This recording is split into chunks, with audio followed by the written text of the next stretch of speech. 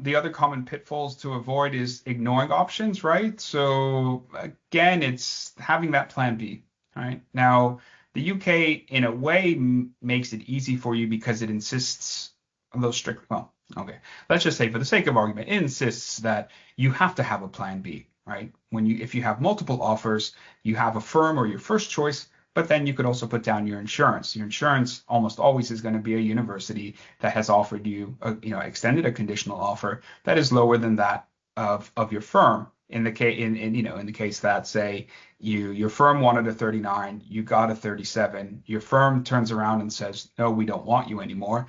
Your insurance says, well, that's cool. We only needed a 36, so you're in, right?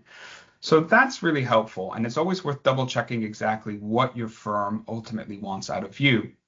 But also think of, at the risk of overthinking things, what if I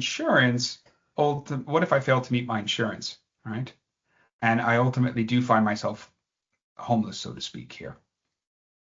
Well, thankfully, nowadays, especially what I've seen is in the UK, at least through the clearing process, clearing the site goes live I would say 4 days. I think it's July 2nd here. It goes live a few days before results are released. And why is that important to mention now?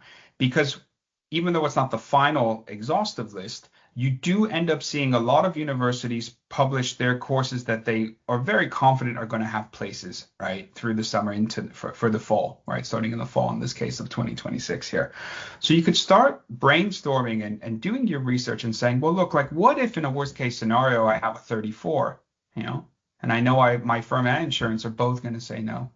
Well, who's out there that's currently considering 34s? And start putting together, that list and be prepared, to potentially get in touch with them, right?